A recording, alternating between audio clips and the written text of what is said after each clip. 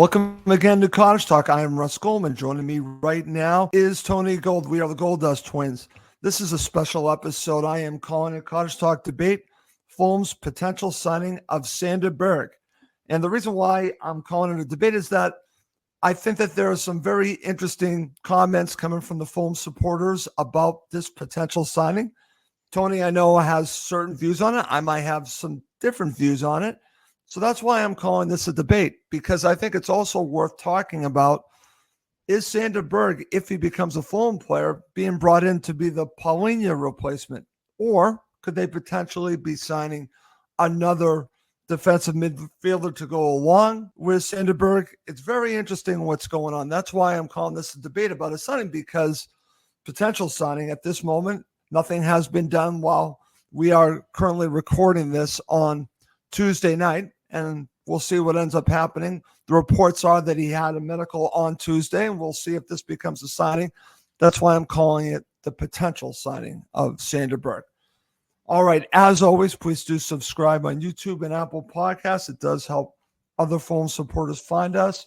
Before I go to Tony, I want to mention that I will have an announcement about Cottage Talk's future at the end of the show, so please stay to the very end of the show, and I'll explain what I mean by that. Okay. Tony, welcome back to the show. You and I were messaging back and forth. We talked a little bit before we started recording about this potential signing for Fulham. So let's just get to it. Give me your opening thoughts when you first heard the news. Yeah, look, I'm not surprised. We've been linked with him, I think, before. I think this is coming to a point now where it's a position that Silva is desperately trying to fill, having lost Palhinha, and everyone's talking about a replacement. Let's have it right. You're not going to replace Palhinha. There's no player in the world that can replace him. So we need to get past that fact, and it's about finding a player that can go into that position and do the job that Silva wants that player to do in the system that he's set up. Now, obviously, they've been knocked back by a few players recently in that area, McTominay being one. Clearly, he's not interested or doesn't feel that he wants to leave Manchester United to take a backward step in joining Fulham. I'm getting that sort of impression, and that looks dead in the water. Andre, no idea what's going on there. Obviously, again, not sure that the player actually wants the move. So, with Phillips now gone to Ipswich, they're looking at this position and they're limited. So my guess is that they're starting to search around, the top end of the Championship. And given that, Sander Berge has played in the Premiership with Sheffield United and Burnley, he plays in that role. He ticks a lot of boxes, I suspect, for Silva and Fulham. And that's why, we've been, linked and obviously clearly there's a deal that's going to be done. We can question the amount of money that Fulham are willing to pay for him.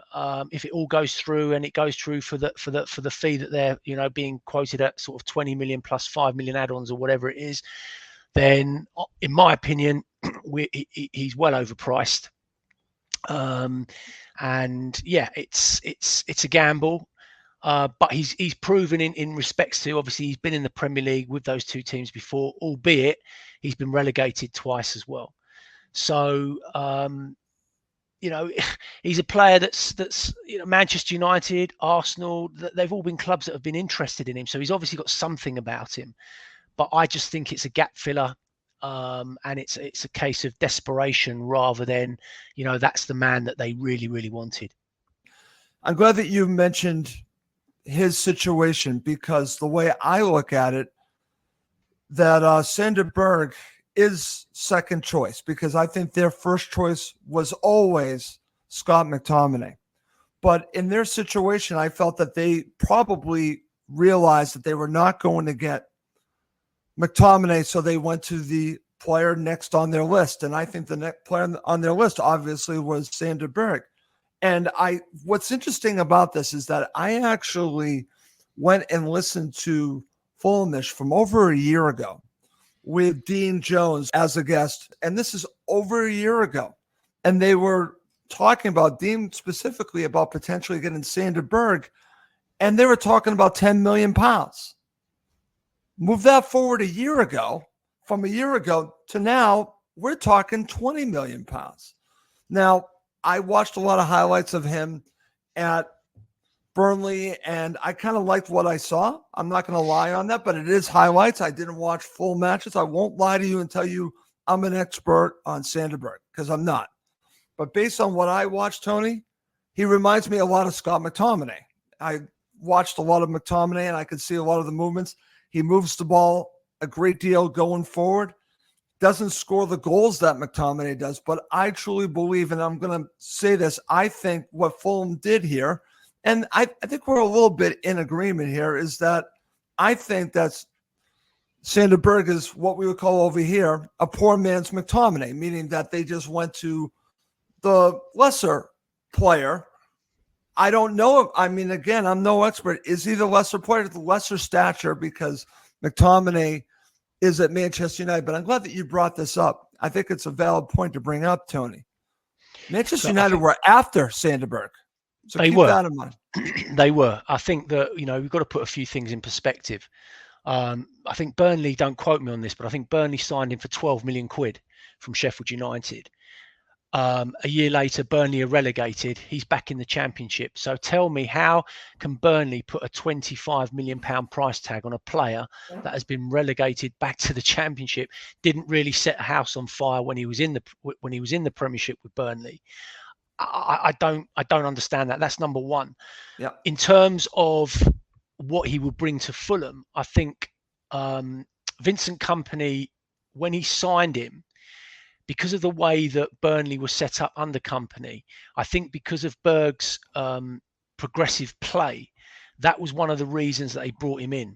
And I think I'll quote what Kompany said. He's an intelligent footballer with a great eye for a pass and the ability to run with the ball. Now, if that's the case, if that's what Vincent Kompany saw in him when he was at Burnley, then I can understand why Silva now would be looking to bring him in, because of the way that Fulham set up and the way that Fulham play. So in that regard, I can see why he would feel that he could fill that, potential gap. But again, is he going to complement? And I assume he's going to be coming in and playing alongside Lukic to start with. Is that a combination that would work? Is he going to be that kind of player? So there's a lot of uncertainty around it.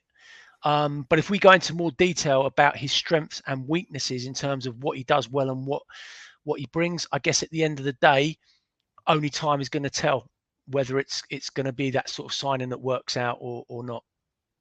Right. And listen, if it becomes a signing, Tony, I think you and I both will agree that we will give him a chance to succeed, and we will get behind Sander Berge, and we hope that it does work. But we're supporters, and we're going to question the moves. And that's why we're having this, I'm calling a debate, to go back and forth about the strengths and weaknesses and really talk about what is going on here with bringing in Sander Berge. So let's start with the strengths. This is from WhoScored.com. Here are the strengths, Tony: through balls and blocking the ball. And then on the top of it, it says weaknesses, does not give any weaknesses. Going to get a like for Paulinho. Are they looking for something a little bit different? Or potentially, could they be looking to sign a real true defensive midfielder? It's fascinating because I don't think any of us know exactly what they're doing. But based on the strengths and no weaknesses in the style, what do you make of all that? Okay, so let's strip him back as the player that he is, and someone that, obviously I haven't seen a lot of him, but I've seen enough of him to know that he's someone that likes to carry the ball. That's something that over the last few years, certainly in that defensive midfield role, we've struggled with a little bit. It's not something that we've been massively high on. He's capable of progressive passing, which is very, very beneficial when you're trying to build attacks. And that's something that, as you saw against Manchester United, that we failed in the final third time after Absolutely. time. So that's something that could be a real positive. He's definitely a box-to-box player rather than a sort of a playmaker. So he's one of those players that likes to, burst forward, get into the final third, put us back. But again, that may not work under Silva. Silva might ask him to be a little bit more disciplined in that particular area. But he does love to involve himself in that sort of attacking phase. And and he likes to make those progressive runs in behind. So, one thing that we do lack is midfielders scoring goals. So if he can come into the side and bring that, then that's a positive. The other strengths he has, obviously, he's obviously very well built physically, so he's got that physical strength. We've talked about his carrying of the ball. I think that he's got a very good defensive IQ, so he anticipates very well. He always seems to be in the right areas at the right time, and he rarely goes to ground unless he really has to. So I think that he's very good at holding the play up and holding players up. And he's got that sort of intelligent movement that you'd want in between the lines to create space and receive passes. So all those things are really positive, and I think bring something that we haven't necessarily got in abundance. See, that is what stood out to me, Tony. I'm glad that you brought that up, because I understand where you're going on this. And I think we're disappointed a little bit that McTominay did not want to join Fulham. I know I am. I'm disappointed. Yeah. But when I look at the player, and I watched a lot of video last night, a lot of video, the one thing that stood out for me, everything that you said was in there, but the biggest thing that stood out for me, I know we're talking about the runs, but it was the passing, Tony. The ability to be intelligent enough to find the right pass. Because again, let's look at the last match. We struggled with decision making. Yeah. He would constantly, all of the highlights that I was seeing constantly, balls going out wide to the right, balls going out wide to the left. He was in full control. So if you want to say that he's not a traditional DM like a Paulinho, like a real defensive midfielder, I can understand that. But if you look at maybe what Silva's trying to get out of Fulham, to try to push forward and get the ball moving forward, and also, like you mentioned, being able to have the ability to have that run that he has. I saw a great deal of that too. That kind of excites me. I just don't understand exactly where the defensive part of the DM position is going to come, because like I said, is he more of a box-to-box player to move the ball forward? What about the defensive duty? So that's what's interesting about this. That's why I'm not 100% sure that they're not going to bring in another defensive midfielder. That's what's interesting about this. Only the Cons, Marco Silva, and Alistair McIntosh and all of the Fulham staff know exactly what they're doing here, because they were targeting Scott McTominay for a reason. They got a poor man's McTominay. I'm not against this at all. I'm for it. But I think that potentially we don't know exactly where he fits, Tony. He fits, but we don't know exactly how Silva's going to use him. That's what's fascinating about this.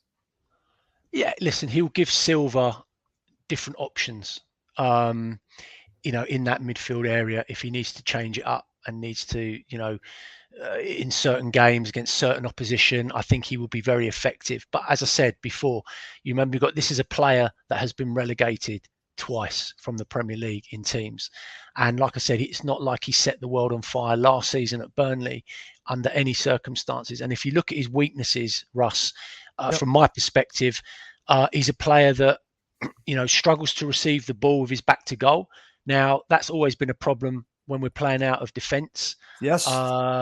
He's not great at turning under pressure, and we can't afford to be losing balls in that area. So I can't see him, coming into the side to be, specifically in there to do that particular role. Right. He lacks aggression for someone his size and someone with his physical strength. He's not particularly aggressive. He's not one of those players that puts his body on the line and as I said, he stands players up. He doesn't go, diving in. He's not particularly quick. He's got a slow acceleration. He hasn't really got any pace. It takes time for him to get moving and cover the ground when he needs to. I think he's limited in his agility. I think he struggles with that. And, despite his height and his size, I don't think he's particularly dominant in the air either. I don't think he's particularly great. So, you're getting £20 million of player, and like I said, I think he's overpriced for what he brings and for what he will give us. But I can understand, why Silva would or Fulham would think that he would be a fit to some degree because of the other, the strengths that we've talked about. Maybe they outweigh the negatives. I think that's where they're kind of going on it. That's just my thoughts, Tony, because again, that's what's interesting about this. I'm glad that we're talking about strengths and weaknesses and you really analyze what you're seeing as both, because I think that if you look at him, there's not like that. Like I said, we're not talking about a Paulinho replacement. So let's get that off the table. But where I want to go next is, something that we're talking about, because you've already mentioned you could see him playing alongside Lukic. Okay. So let's start here. Do you think potentially Harrison Reed could be expendable here? I don't think it looks good for him, to be honest, because at the moment he seems to have been relegated to a squad player now anyway. And if Berge comes in, that just sort of cements his place on the bench. And I don't think Harrison Reed is going to be happy with that personally. He wants to play. And look, I think we both agree. I love Harrison Reed. I love his energy. I love the way he plays. Yeah, he's limited to a degree, but you can never question his heart and his desire. His work ethic is tremendous. And I don't think we can lose a player with those attributes, really. I still think he has something to offer Fulham. Clearly Silva doesn't think at the moment that he sort of fits in at that moment, and he's more of a player to come off and see out a game. But yeah, I mean, if I was Harrison Reed looking at it, if he does bring in Berge and then additionally add somebody else to that, right? I don't think he's got a choice, really. Okay, and that goes to the next discussion piece. We've already talked a little bit about it. Do you think it's possible that they could still be looking for a defensive midfielder like an Andre or even a Sousa to go along with this mix, that they're changing everything? Because Lukic, I don't think is a natural six. I think he's shown that. Obviously, he's played the role because he has to play the role. Berge has played that role, so could he play that role? Yes. But do you think it's possible that they're not done at this position, Tony? It's possible, but I think I honestly believe they're bringing in Berge to play that position. Okay. I really do. My only issue with it is the Premier League being as fast-paced as it is. It's seen him get caught out many times in many games last season for Burnley.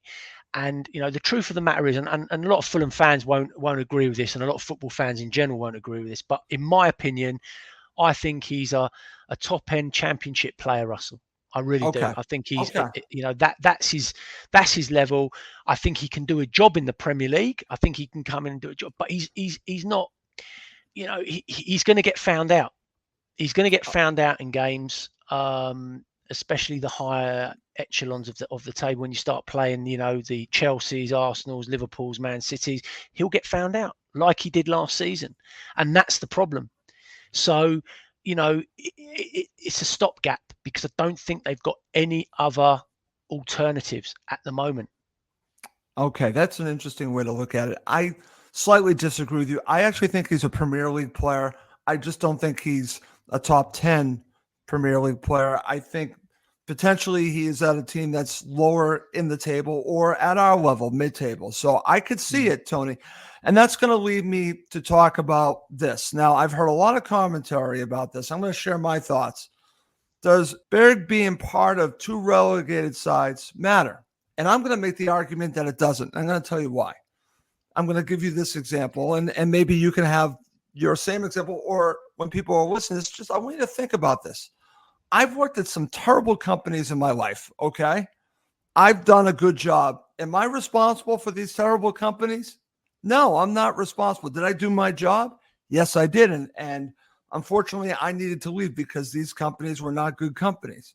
So I don't feel that Berge being relegated twice is his fault. I think he's part of the mix. He's part of what they're doing. But if he is excelling and doing a very good job, Tony. I don't think he should be responsible for Sheffield United and Burnley being relegated. And I don't think it should be a judgment on him because he got relegated. I think if he did his job, and I've seen the stats, I've seen the ratings for him, they're decent. And like you already said, and I know this for a fact, Manchester United wanted him. That wasn't BS. They were after him. I'm telling you that Manchester United would not be interested in him if he wasn't at a certain level. That's why I'm putting him above a championship level, because I don't think Manchester United are looking at a player that's on a championship level, Tony. And for me personally, I discard the two relegated teams, him being involved in, because like I said, he excelled in those teams and he shouldn't be held responsible for them being relegated teams. He's just a part of the team.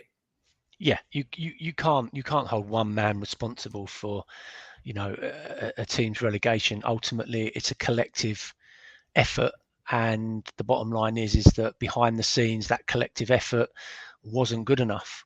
In all areas, he was just a small cog or a small jigsaw piece within that. Look, as I said, there's no doubting his abilities in terms of him as a footballer. He's an international, full international. He's played in the Premier League with several teams. He has strengths and he has weaknesses like any other player. Right. What I'm concerned about, not concerned about, it's probably the wrong word, but what I'm looking at is he a 25 million pound midfield player? Right? Is he that player that's going to come in? Does he improve our squad? Does he improve our starting 11?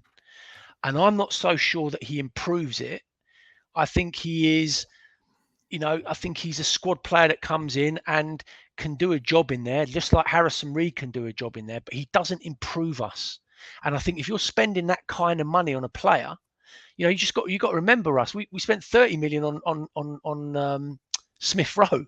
That's right. And he's improved us. So you're talking about, 5 million less, and you're getting in a player that doesn't improve us massively. So I think we're just paying well over the odds for a player that I think will be effective to a certain degree in certain games and non-effective, in others. But I guess at the moment, as I say, the going rate for a defensive midfield player, there aren't many around, or there aren't many that are available. And it seems that quite a few teams are, trying to find the same sort of player. And Fulham have decided that actually he now fits that box and ticks all those areas. So, right. Yeah. Okay. And again, here's my counter to all that, Tony. Listen, I really appreciate your opinion. I'll share mine on this. This is where I disagree with you.